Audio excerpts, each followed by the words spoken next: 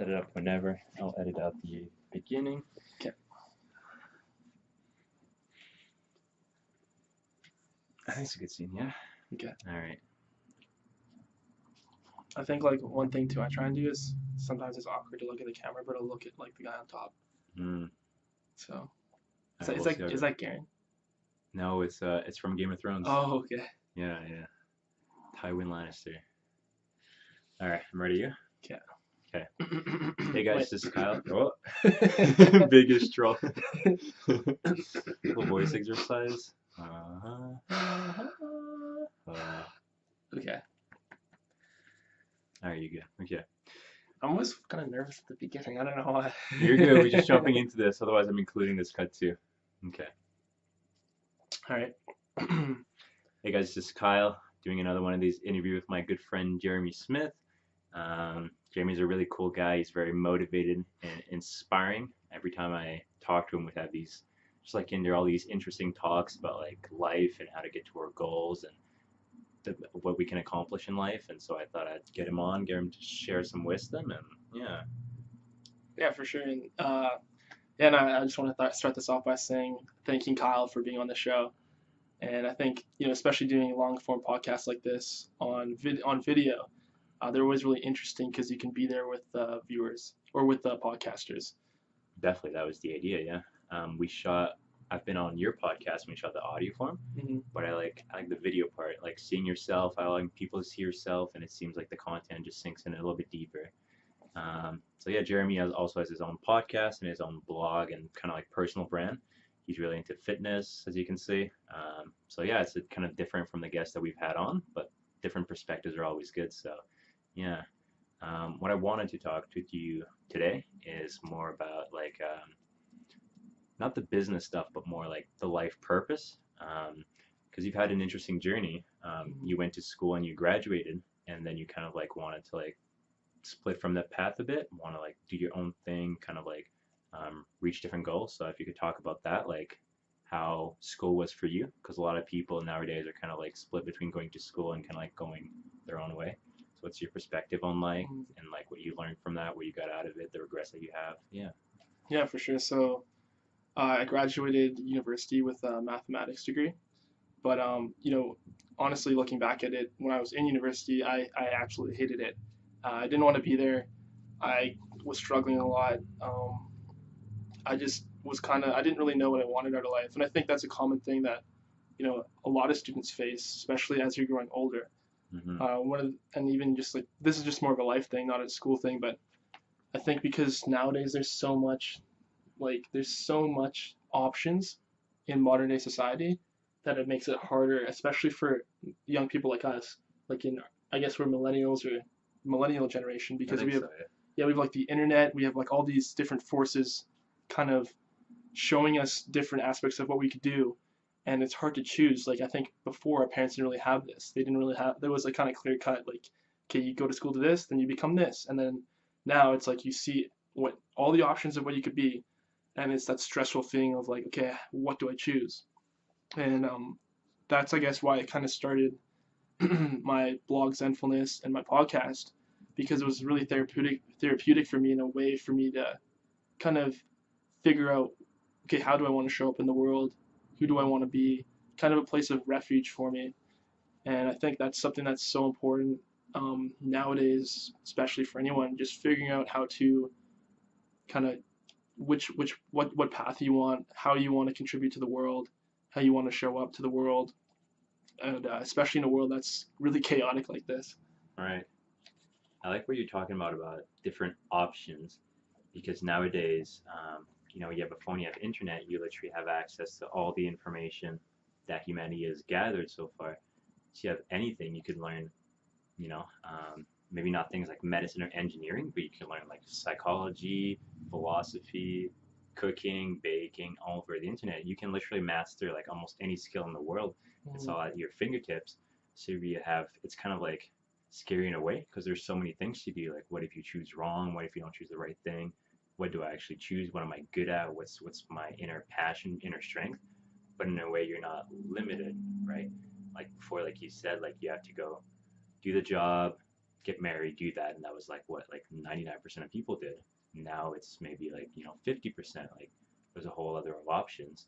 I think that well, we both had the same idea, right? With like the blog and like the videos, it's kind of like sharing our ideas and thoughts. I think that's super powerful because just shooting this video here, we can both share this conversation with people like across the globe, and that's so like interesting because then it's kind of like a collaborative like discussion, right? We can get insight from people that maybe are like 45-year-old dudes in like Sweden or like 13-year-olds in like Chile or some shit. Like it's a whole like it's like a global perspective, and I think that's like super cool to me. Yeah, no, I totally agree. Like, I think the internet makes the world more complex in the sense that everyone's like you see everyone creating, and then I guess where I kind of felt was like, hey, everyone's creating, everyone's succeeding, there's so much competition. What do I do? Right, and it's like you kind of bolster down and you're kind of pinned, so you feel like there's no really path for you. Yeah. Right, but I think like through the process of just creating stuff, it kind of allows you to start to develop your own path. Right, and that's why even making a podcast like this, like it's super important I think for younger people to start creating, to start like figuring out their interests, what they want to do, what they want to be, and just chipping away at that. Right. So for you, because you said you had that mathematics degree, right? And now you want to go into like a different route, going into like Silicon Valley, and Well, hopefully that's the goal someday. right, right. Someday. I won't Hopefully, spoil it for anyone, but hopefully sooner than later. yeah. But how did you come to that like kind of like goal? What's your thought process and journey throughout like changing paths and like coming out to like figuring out that that's what you want to do? Yeah, so I think what fascinates me about Silicon Valley is it's just a place of kind of evolutionary ideas. Like you look at, you know, where does technology come from? Where do these ideas come from? And then where are people trying to make these things a reality? And a lot of the times it's in Silicon Valley. That's where you see the newest tech from, whether it's Apple, Google, Microsoft, I think is in Washington, but there's a bunch of tech companies down there.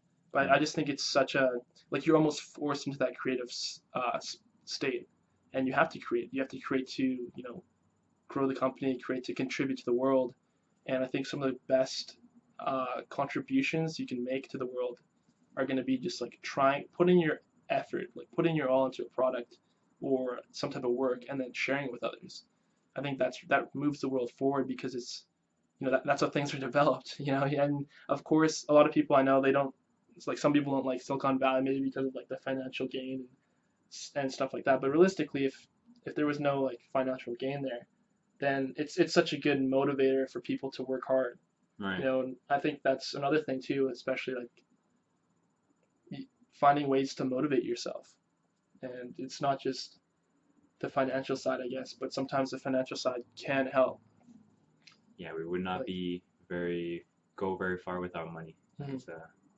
Some people say it's an evil, some people say it's a necessary evil, but it can be a great force for good too, right? Yeah, I think like money, like I don't agree with that quote that says money is the root of all evil. I think there's like good and bad people in the world, and like if you have a lot of money and you're a good person, then you'll just be more of a good person, right? And then if you like, let's say you're a bad person and you get a lot of money, then you can become even more of a bad person. Right. It's really like what you do with it. It's more like I look at it more of a magnifier than anything. That makes sense, but right? I can tell you one thing: it sucks not having money. It's hard to live. It's hard to do stuff. Yeah, it's not fun. No, yeah, even to do like even basic things and like having like a strong financial foundation is so important. And I think it keeps people stuck so much, even people that make a lot of money, right? Let's say like an engineer or something that makes 100K, 200K. Gary Vee talks a lot about that, right? They buy a lot of like shit, right? Like a nice house, cars, and then you become stuck, and then the money can't even work for you because instead of using that money to like reach new goals, inspiring you, try out new things, it's just used to like maintain your lifestyle. Mm-hmm. And in the end, I think most people, unless you like specifically engineer your lifestyle to a way that like suits you, like generally it's not going to be very like fulfilling, right? Like the default lifestyle that we have here in Canada or North America, like it's not the most like healthy or like sane or like psychologically like fulfilling that we could have. So I think money, if you're not careful, will become a trap for like a huge majority of people, like over 90% easily. Well, like I was reading this one stat, and they were saying how like if you live in North America, they have one of the highest rates of like suicide and depression. Right. And it's kind of weird thinking about that because there's so much luxury here. Like it's one of the richest places in the world, and like has some of the highest standards of living. And then there's all this like negative stuff that comes with it. And I think it's because mainly because like when you have all this stuff given to you and you're always kind of consuming, and I think that's what it comes down to. It's like it does make you a little bit depressed, right? You're living to consume, where the other way you could live to produce, you could live to Mm-hmm. create.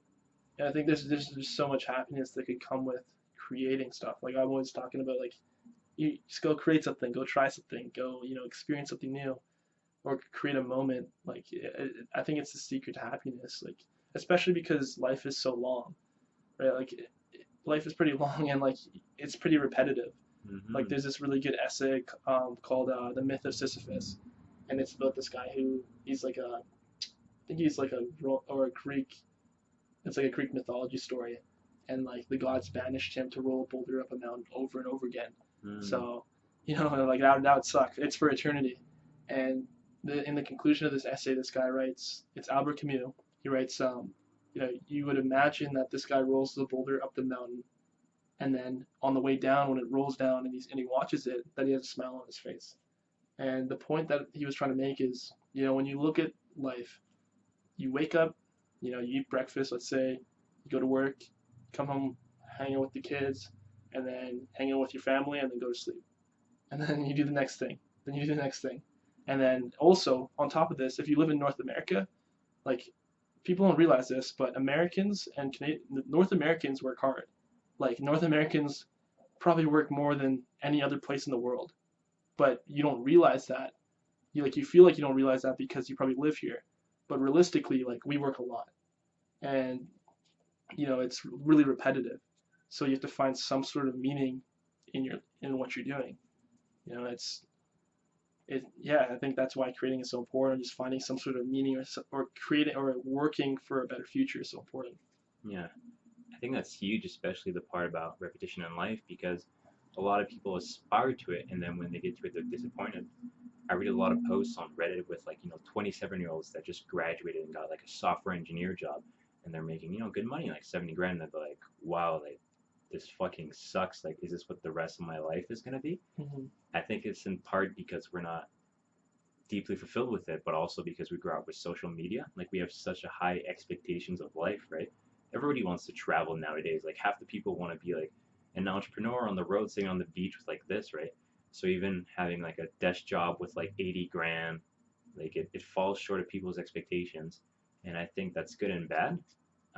Good because it's not the money that's going to be happy. A lot of people just recommend going into STEM and getting that IT job because it's going to be super important in the future, and that's great. But how many people are really deeply fulfilled and like inspired by doing IT work? Mm-hmm. I'm sure like a lot of them, but what's the percentage? Like who knows? 50%, like 40%, 30%, like. And I think if you chase a job just for money, if you have the right mindset, right, and use that money to like pursue other goals, like create something on the side, run a side business, I don't know, invest in, live on a farm or something, whatever that fulfills you, that's good. But if you think that, if you're, I think this whole materialistic thing is like, it's all right. Like, it's good to like want a nice car and a nice house. But if that's your goal, as opposed to like kind of like your journey, then really you're living your life for like a piece of metal that kind of like has rubber wheels and goes around, and like your house, which is just a bunch of plaster and wood, right? Yeah. I don't think the sum of your human life should be like for that, right? If you live for that and you look at it, you're like, fuck, like no wonder you're depressed, man, Mm-hmm. because that's all you aspire to. But if it's just part of your journey, like you want a nice car, like why not? Like treat yourself. I think that's good.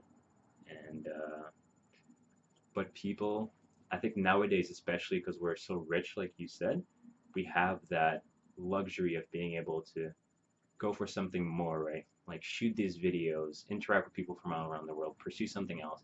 And I think that's really awesome because back in the days, maybe, like 50 years ago, people were just struggling to just live, right? Mm-hmm. and now we got most people don't have trouble to live. Like even if you're homeless in this country, like you're not gonna die. Yeah. We're all gonna be fine mostly. So we can focus on like thriving as opposed to just surviving, which I think is it's almost like this never happened in human history before. That so much people are so rich and have this high standard of living, and I think this depression anxiety thing like it's a serious issue, but eventually we'll be able to go over that as we kind of figure out how to thrive in life, thrive as individuals and as a species, hopefully. Yeah. Mm-hmm.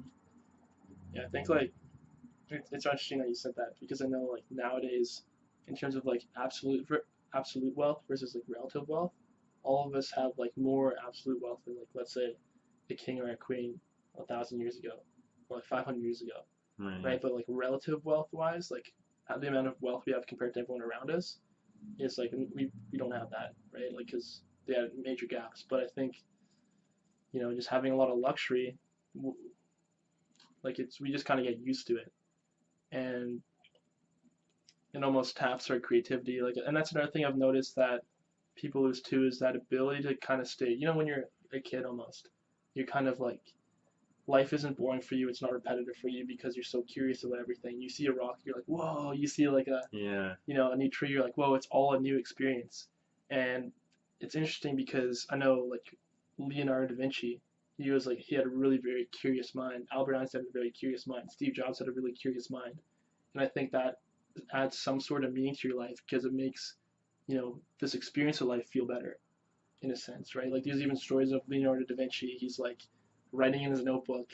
He's drawing like props for the play, like helicopters, and then he's trying to square a circle, right? He's trying to square or see if like a square could have the same area as a circle, which it couldn't because of pi. But then like in that same, this is on the same page. Then he's like drawing portraits of himself, and then on the same page he's drawing like, I wonder what like a woodpecker's tongue would look like.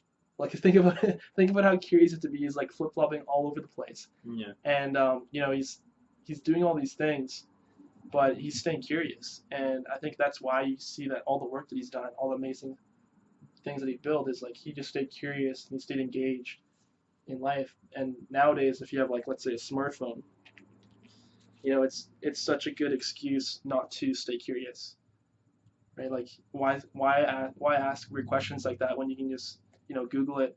You can find you don't need to ask questions anymore because you can have everything in the palm of your hand. Yeah. But in a sense, you lose that kind of magicness of life. I think it's very easy to get jaded or used to life, and it's like you walk through. Like we live in Calgary, right? We got the mountains, we got this beautiful scenery, and you just get used to it. And it goes for all of life.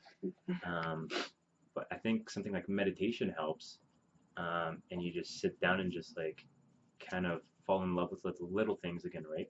Just like a nice breeze or a nice sunny day, and if you stop being able to enjoy these things, I think you're like fucked, man.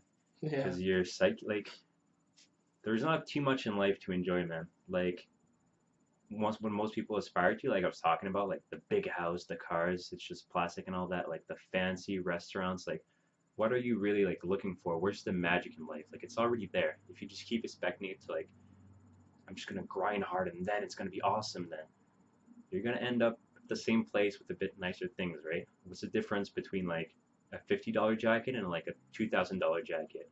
It's just fabric, dude. Getting to that level won't change much. So yeah, like you said, like somebody like Leonardo da Vinci, he just got fascinated by the little things in life, man. Just like a kid sitting down and like staring at the grass for like 20 minutes. Like you got to be able to do that. Otherwise, like there's not much else, man. If you look outside your window, like that's what life is. It can change a bit. The buildings can be a bit taller. They can be like some sand or some weird thing, but it's mostly all the same thing, man.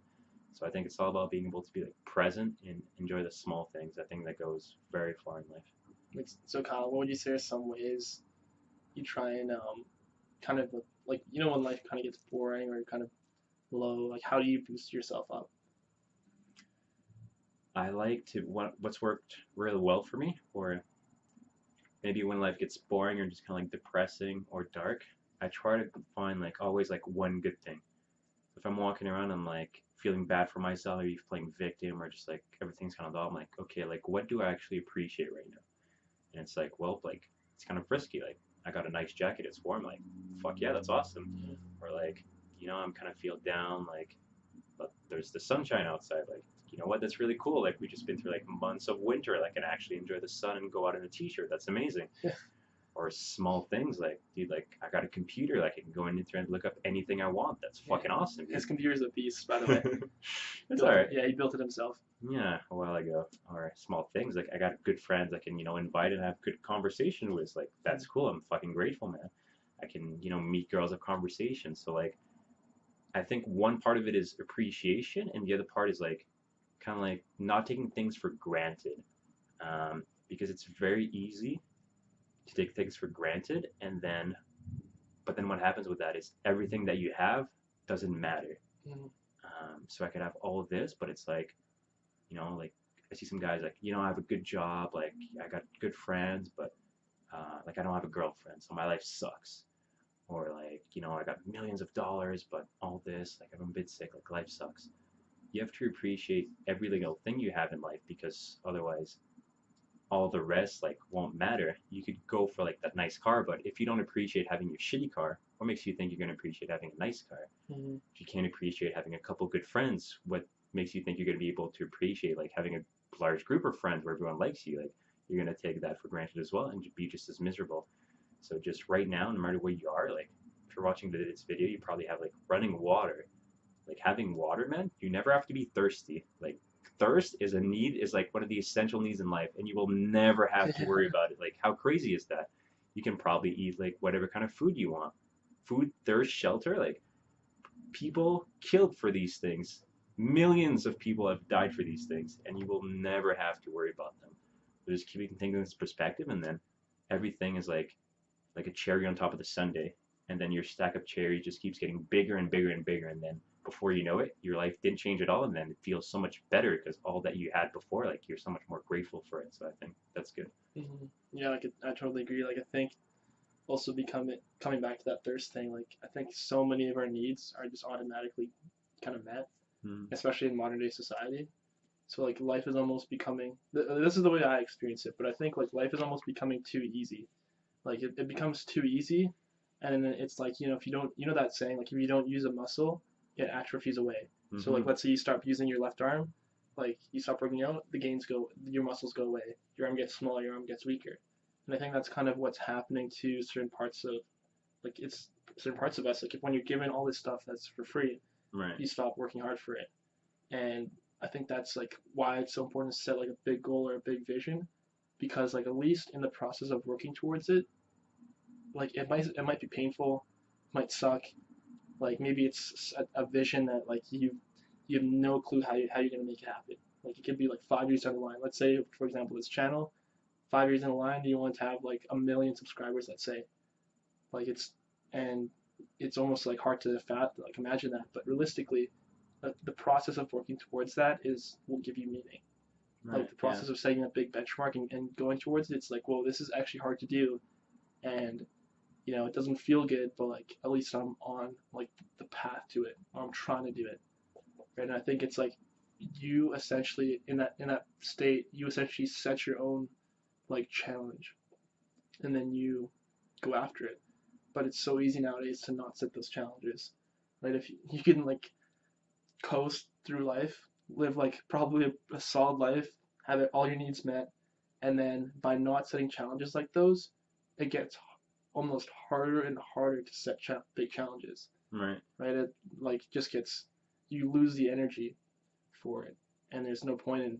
And I think that's how people get depressed. That's how I got depressed. Like you just, when you don't set those challenges for yourself, then there's like, okay, this is kind of just repetitive and boring. Like what do I do? Like, right. And that's why I don't know. Just coming back to it, I think it's so important to think big, I guess. No, that's huge. Yeah, challenge. We were just talking about this, right? How important pain is to life, right? I don't think a human life can be complete without things like pain, like bad experiences, going through stuff, growing, right? If you just coast and you stop growing, then you stagnate, and when you stagnate, like you said, you atrophy, right? So I think human beings are made to like not only change, but change for the better, because unconsciously you will know it that when you're doing nothing, you're not really doing nothing. You're like actively getting worse. you're actively like dying. Well, very literally, but also like your mind is dying. Your ability to do stuff is dying if you don't use your brain. If you just keep watching television and just like consume a bunch of content instead of like coming up with ideas and producing on your own, like you lose that part of your brain. And I think that's why you get depressed, because maybe your subconscious knows that you're literally like killing all your potential in life, which is so interesting. So like putting yourself through like hard stuff, I think our ancestors didn't have to worry about that because life was so constantly challenging, right? Like you can't just turn on your tap and get water. You have to like go to like the swamp to get water. Maybe you have to like fight a lion on the way, or like you got to hunt to get your food, right? You can't order McDonald's. And can you guys imagine that you can get someone to literally make food for you, prepare you meals for like $5? Like it's almost like a personal chef going to a restaurant. $5, $10. Whereas before, like like if I'm hungry right now, I have to go out, I have to find an animal, I have to kill it, I have to skin it, I have to like prepare it, right? Where now call Uber Eats, just go to your fridge, all that kind of stuff, right? That's my hunting, like calling the Uber guy.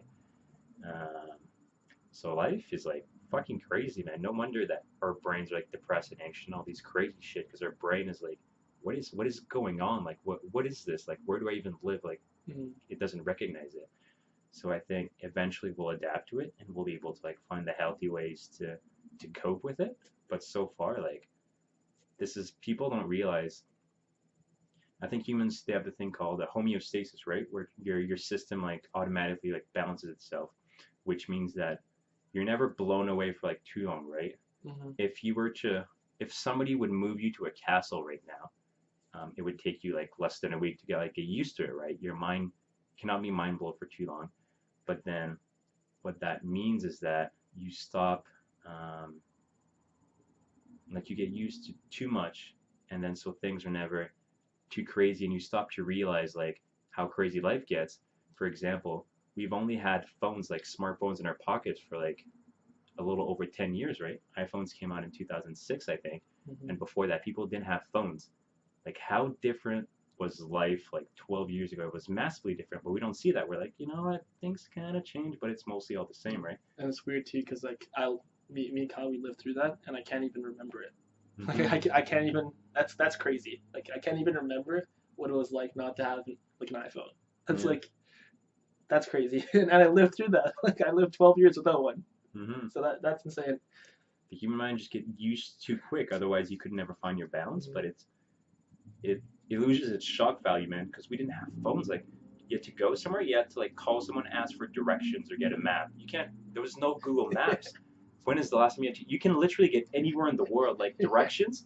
Remember how I was talking about thirst doesn't need that cement? Directions doesn't need that cement too. Like you will never have to worry about that again. And that's crazy. Like we have all these things we don't realize. Like all our things, like they're just going away, and you're kind of cruising along. Yet you would have to like sit down and ponder on it to realize how crazy life got. And it's gonna be the same thing. Like soon enough, we'll be able to like hang out in like VR. And I'll be like, remember when you had to like go to someone's house to like hang out with them? Like, wasn't that weird? Like that'll happen in like 10 years. Like not even that long, man. That's actually crazy. That's crazy the way I think about that. Things like that. Dude, we have self-driving cars right now. Like soon enough, it'll be like, dude, like remember when I couldn't like take a nap while taking a road trip? Well, I had to like drive myself. I can't even drink in my car right now. People will just get like blackout drunk, and like their car will like drive them home. Like it'll be like it's already there, but it's gonna be very here in the next like 10 years. By the time we're like 35, like might be illegal to drive in like 20 years. It might be too dangerous.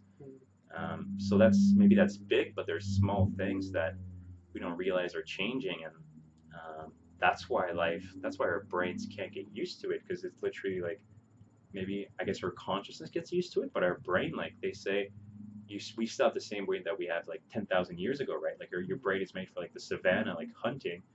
So of course, like living in a city of millions of people with Tinder, like your brain is like, what the fuck is going on, man? Or like porn, people say like porn is a big thing, right? It like screws with your brain. Like no shit, like you used to be able to see like a few naked women in your life. Now you can see like 1,000, like if you wanted to tonight. So it essentially it zaps you from like going out. Like, that's a thing too. Like with all the luxury you get, it like zaps you from trying hard and setting big goals. But like, and that's why I think less. I don't know. It's just so important to work and try hard and stay engaged. Even coming back to, if you feel depressed, I think there's a level of depression where it's like apathy. You're apathetic, so you're like not even, yeah, you don't even engage, and you're not even engaged in life. Whether it's someone who's like, let's say I see someone who's like super angry over something petty. Let's say they got the wrong Starbucks and they're just totally pissed, or like someone who's kind of depressed because of something and they're angry about it. At least they're like engaged. Like that's still, at least they're angry about, like, they're engaged in life. There's a reason, right? So Now, if you've ever met someone like that, that you can get so low that nothing matters, you just don't care. mm-hmm. I don't think people realize how serious that is to not care about something. There's kind of like the good, like go with the flow, like things don't bother you, don't care. But if things don't register and you just, well, I think that's like almost nihilism. yeah, A nihilistic view on life, and I think that's becoming more almost popular because of all the how easy things are becoming. But it's such a, like, from my opinion, I guess, like, it's such a very destructive place to be in, and like it's hard to get out of it. So, and yeah, it's I don't think it's a good place to be in. so you asked me, but what about yourself? Like if you're feeling like bored with life or like depressed or like what's your go-to to like pump yourself back up? Yeah, so like usually if I'm feeling sad or low, like I'll let it happen. I know there's a reason. I'm usually doing like a lot of like questioning, like asking myself why do I feel this way, and I don't try and like fake happiness or try and like, oh, just be happy. Like I try and just grind through it, and I know eventually I'll come back up. And this is just kind of through my experience, but there's like cycles in life. There's like you go up and then you come down, and then you go up and you come down. And I think it's normal. Like it's normal to feel low. It's normal to feel sad because life is pretty hard. At the end of the day, as much luxury as we do have, this is still like survival. Like we're still like out there, like, you know like it is, you still have to survive, and being born in this world is pretty hard. But Yeah, I think nobody yeah, has it easy. yeah, no one Like has it people easy. say like this easy life, like who has an easy life? Even if you're rich and like your dad is like a billionaire, like life is gonna be hard for you. Yeah, Remember what you talked about relative versus absolute, right? Everybody's gonna have relative hardships, right? You don't have to like see your kids die and like live in the Africa and like on $2 a day for life to be hard, right? mm-hmm. You can have it hard no matter what.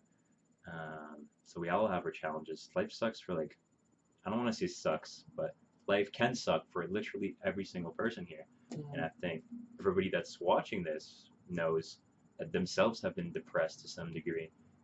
All their friends have been sad and depressed to some degree. So I think life is not about avoiding that. It's about kind of like building yourself so that you can not only get through it, but kind of like enjoy it too, right? I think you have to endure the hardships a little bit. You have to enjoy the pain um, to some degree to be able to like really thrive. And I think like specifically to living in North America, like I understand why life over here, like why people a lot of feel why a lot of people might feel low here, and it's because life is actually, relatively wise, it's pretty hard, right? So like let's say you live somewhere where like everyone is kind of on an even playing field, right? Like you live in a village where there's not much, like a lot of people live in poverty and everyone's on an even playing field. Life is absolutely hard, but like everyone kind of is experiencing that with you. But in America specifically, there's places like New York where you'll see like massive abundance, massive wealth next to some guy who is homeless, and that's relative, right? So that change probably makes his experience, I'd say, like, this is theoretical, but probably his experience of life is probably not the best compared Right, to because someone. he's teased by Yeah, that wealth and yeah, his because he yeah. sees like the gaps. He sees those gaps between them, and I think that's like, I don't know. That's why North America, I would say, is pretty complicated. Not saying those gaps are bad, but if there is a gap, you really have to start engaging yourself. You have to engage yourself and try and figure out what, I don't know. You just have to engage yourself, apply yourself, and shorten those. I would say shorten those gaps. And yeah, Maybe you start to look as the gap as like motivation, right? yeah, it's a motivation, and I think And when you can either look at it two ways. You could look at it as like a depressing viewpoint. It's like, this sucks, or you can look at it as like, okay, there's a lot I have to learn here, and that gives your life meaning almost. It's like, you can learn so much along the journey, and then you have stuff to do. You just have a lot of work to do, and it at least keeps you from being like nihilistic and disengaged. I think it's very important to be able to appreciate other people having what you don't have. A great example is I was hanging out with a friend of mine, and he was saying that just he doesn't have a girlfriend, right? And just seeing couples kind of like makes him like bitter and like envious and like depressed. And I think if you have that kind of mindset about all of life, right? You see someone with a nice car, you're like bitter, envious, depressed. Nice house, same thing. If you have that, like, it's so hard to go through life. Whereas if you see that and you're like, I could have that, you see this couple, maybe you see couples on Instagram doing cute couple workouts, like you see people like holding hands, like you're like, wow, like if this is what I want, like I can get it, right? Because we're all very similar people. Mm-hmm. Someone driving like, if you see like you're 20 and you see some 22-year-old driving a BMW, you're like, wow, like I could have that if I wanted. Someone living in a penthouse, I could have that if I wanted. So to me, I relate to both because before I used to have that negative mindset, but I managed to switch it where then everything became inspiring, right? I would go to the club and I'm not able to I'm not the greatest like pickup guy, but I would see guys like having a good time with girls and I was like, wow, like that's so cool because they're doing it, like I could know I could do it too. And when you have that kind of mindset, I think you become like unstoppable because everything that's greater than you motivates you. Everything that's lower than you kind of like motivates you also because you don't want to go back to that. So I think if you take it in a perspective where everything is good, then like everything is good, right? Whatever you believe like is becomes your reality. Mm-hmm. Yeah, and I think Will Smith has a great quote on this too. He was talking about how like two of the greatest things in life are running and books. So the first thing is like books because any type of problem you might be experiencing or facing, there's probably some other person in history or some other person in the world who has written a book about it. There's tons of books, and you're not like when you're in that moment, you probably feel like, okay, I'm all alone, like no one's ever experienced this. How do I get out of this? But I guarantee that there's someone who has, and they've written down their knowledge into a book, and you can learn and like be guided through that. But the second point is running, and the reason why I talked about the running part is because you have to be willing to read that book. You have to be willing to, like take some self initiative and push and go after and try and solve these problems yourself. And I think running really teaches you how to use running as a metaphor, but it really teaches you how to, when you have that inner voice, that inner demon inside, you're in control and not that the weak voice, right? You want to be in control. Yeah, I kind of know that you can push yourself farther if you wanted to. Mm-hmm. I like running as a metaphor too because you can always stop, Like you could stop or you could go 10 foot longer, you can go 20 foot longer, you can go 30 foot longer. And I think that's such an accurate metaphor for life because we try to be productive people, right? But what's the limit to that, If today we did something productive, like I shot that video, like that's pretty good. Like should I stop now and like that's it for the day? Should I shoot like 2 videos? Should I do something else? Like I was talking about that with Inder yesterday because it's such an interesting concept to me. How much is enough? Because we all want to do. If you guys are like entrepreneur, like business minded people, you might listen to like Gary Vee, Ty Lopez, all these guys online, and they always talk about the grind, the hustle, the entrepreneur mindset, working 12-hour days, 16-hour days. Like, is that it? Like, is that the limit? Like, where's the limit to that? Because you can always push yourself more. Mm-hmm. And I think it's cool. And I think the only way to really know is to try it, right? Try it out and see how far you can push yourself before, to use the running metaphor, you fall down exhausted on the pavement, right? I like that. That's cool. Yeah, like especially like I like David Goggins. Like, have you seen David Goggins? No. He's like the guy. He's like a Navy SEAL. And he's an ultra marathoner now. Yeah. He's pretty hardcore. Yeah, it's pretty hardcore. But like, I'm reading his book right now. It's called Can't Hurt Me, and it's such an inspirational book. But especially if you feel kind of low, like what he talks about is pushing yourself.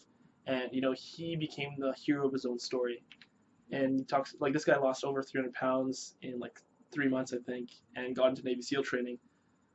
But I think it's so important to push yourself and to see where your limits are. And especially when you're living in North America and you see all this luxury, it's so easy to get caught up in like someone else's like why don't I have that, or like why do I feel like this? Why don't I have that? But it's so important to like stay like only try and beat yourself. Like try and get better than who you used to be. And that way you'll never feel, kind of like you'll never compare yourself to anyone, and you'll always have meaning trying to get better than who you previously were. And I think that'll make you proud. That'll make you happy. And that's what this David Goggins guy did. Is he was just constantly running these ultra marathons and like doing these Navy SEAL training and just setting these new challenges for himself, so he could like just see who he was and see what was possible for him. No, that's cool. Yeah, seeing pushing yourself to the limit. Mm. Kind of that spirit. And in closing statements, I want to ask you, what's the biggest lesson that you've learned recently, in let's say like the last year or so? The biggest lesson probably that I've learned is I'm gonna pull this one from like a little hero of mine. His name's Greg Plitt, but it's so true, and it's like you have to show up. So let's say you want to achieve something, you want to start a blog, you want to start a podcast, you want to go out and move to like Silicon Valley, you want to do all like it doesn't matter what you want to do, but you have to show up. A lot of times people don't, I think, get what they want because they don't try and they don't show up. And sometimes how you get there is you're just like the only guy, the only girl who just like shows up. And it's just like right there, you're the only person who does something, who does it, and it just eventually works out. So I think it's so important just to try. Maybe you don't believe 100% in what you're doing, but just through the process of trying, getting into action, slowly you build up the momentum, and then, just like Cal said, you start to become unstoppable. And then you don't have any limits. You stay engaged with life. You have set some sort of meaning with your life, and it just becomes like a pretty good experience. Stay happy, stay positive, and I guess just show up. Sweet. I like this one. Mine kind of relates indirectly, but mine is the importance of kind of like trying things out, because the reality of life versus your expectations / your theories on it is so different. So a lot of people have these big goals, big dreams, and they never kind of like try towards it. For example, like even me shooting this video, right? I always thought that it would be cool to like shoot videos of a YouTube channel, and then so I'm trying it out, and the reality of it is very different from what I expected. Even things like getting a long-term girlfriend that I've had recently, that was different than I expected. So it's very easy for me and other people, I assume, to get caught up in dreams and kind of like fantasize about life. And the problem is that you fantasize about things that you won't really enjoy once you have them, or they'll be different and you'll want something else. And if you don't take that right action and actually try and, like you said, showed up, then you'll always live in this delusion, this fantasy, and you always have that what if question. But what if your what if, it was like even the wrong thing to wonder about? You always had this hope of doing something, and it wasn't even the thing that you would have liked because you never tried it. Maybe I think one other thing wrong with the school system too is you don't get a chance to try it out, right? So you invest tens and tens of thousands of dollars into a degree, you take that job, and you're like, wow, I really wanted to do this. I wanted to become a lawyer. And after the first like month, you're like, wow, this is fucking terrible. I can't believe I didn't try this, because your reality versus the expectation was completely different. So I think now we have a chance where maybe in a career it's a bit different, but a lot of areas on life you can try out, right?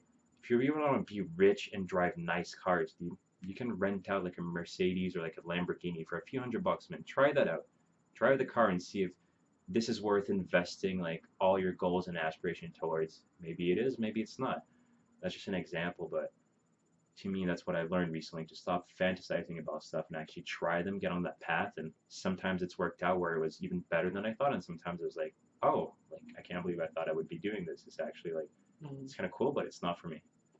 Yeah, and I think like people who achieve and like get a lot of success, they just are more clear with what they want. Like they just kind of know exactly what they want, and that's it sounds subtle, but I think that's such a big distinction of just like being able to like know what you want and then just trying it out. And like that's literally it. Like it's just figuring out what you want and just doing something. So Yep. Sometimes life is complicated, but really it's very simple. Like you can boil it down to things like that. If you want something, like get the information, try it out, work, and really you can literally get anything. I don't see why not. Cool. All right. Well, I think we're gonna wrap this up. This was crazy talk. We went over a bunch of things like road to success, paradigms, like how you should think, like how we evolve as a species. Had a good time. yeah, I love this actually. Like I got a lot of insights from this, and I want to thank Kyle for letting me be on his show. And yeah. Yeah, no, for sure. Thanks for coming on. So as I said, this is my friend Jeremy Smith. He has a podcast. I think you can find it at zenfulness.com. Yeah, on zenfulness.com, where you can check it out on iTunes or Spotify, and or just Google it, Zenfulness or Jeremiah Schmidt, anyone. Sounds good. All right. Any closing words? Are you good? I guess I'm just gonna reinforce that last one. Just my closing word is just show up. If you want something, just show up. Just try it. Cool. I like it. Solid. Thanks, Steve. All right. Take care, guys. Hope you enjoyed. And don't forget to subscribe. Like and comment and subscribe. Cool, man. Damn, dude, I like that one.